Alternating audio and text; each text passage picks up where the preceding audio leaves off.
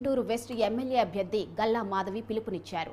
గత ప్రభుత్వ హయాంలో టీడీపీ నేతలపై ఎన్నో దాడులు జరిగాయని, నేతలు సంయమనం పాటించారని చెప్పారు. వైసీపీపై ఉన్న వ్యతిరేకతను ప్రజలు ఓటు రూపంలో చూపించారని, కూటమిని గెలిపించిన వారందరికీ ధన్యవాదాలు తెలిపారు.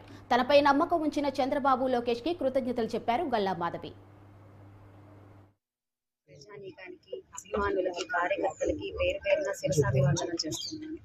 అయితే కార్యకర్తలకి అభిమానులకి మా యొక్క ప్రజలందరికీ కూడా ఒక మనవి, ఈరోజు ఎలాంటి హింసకి కానివ్వండి లేదంటే దాడులకు కానివ్వండి పాల్పడకుండా చూసుకోవాల్సిన బాధ్యత మనది.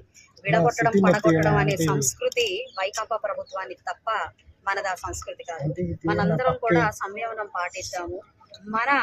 మనం గెలుపు ఎలా ఉంటుంది, మనం గెలిస్తే ఎలా ఉంటుందో ప్రత్యర్థికి చూపించాం. వారు ఇప్పటికే పలాయనం చిత్తగించారు. విధ్వంసాలకు కానివ్వండి ఎలాంటి అరాచకత్వానికి కానివ్వండి మనం పాల్పడాల్సిన అవసరం లేదు. ఈరోజు అలాగా చేసి మనం గెలిచామనో మనం గొప్పనో చూపించుకోవాల్సిన అవసరం మనకి ఏమాత్రం లేదు.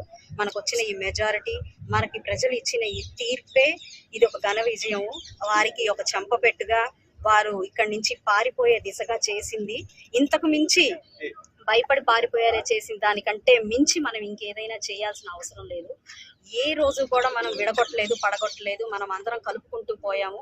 ఈ రోజు మన అందరం కూడా కలిసి కట్టుగా ఏ రోజు బయటికి రాని ప్రజలు కూడా ఈ రోజు బయటకు వచ్చి మన నాయకత్వాన్ని రక్షించుకునే ప్రయత్నం చేశాము అని అంటే అది కేవలం మన నాయకత్వం, మన గొప్పతనం. కాబట్టి దాన్ని అలాగే మనం పాటిద్దాము. ఎలాంటి విధ్వంస చర్యలకి మనం లోపడకుండా దాన్ని గెలుపుగానో లేకపోతే దాన్ని విజయోత్సవంగానో మనం భావించకుండా సంయమనం పాటిద్దాము.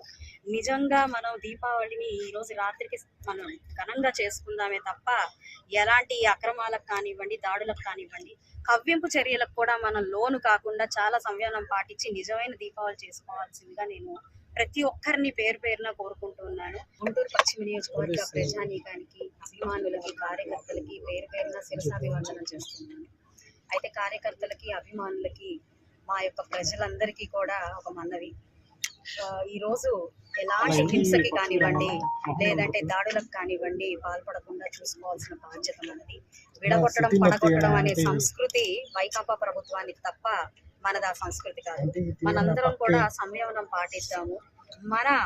మనం గెలుపు ఎలా ఉంటుంది, మనం గెలిస్తే ఎలా ఉంటుందో ప్రత్యర్థికి చూపించాం. వారు ఇప్పటికే పలాయనం చిత్తగించారు.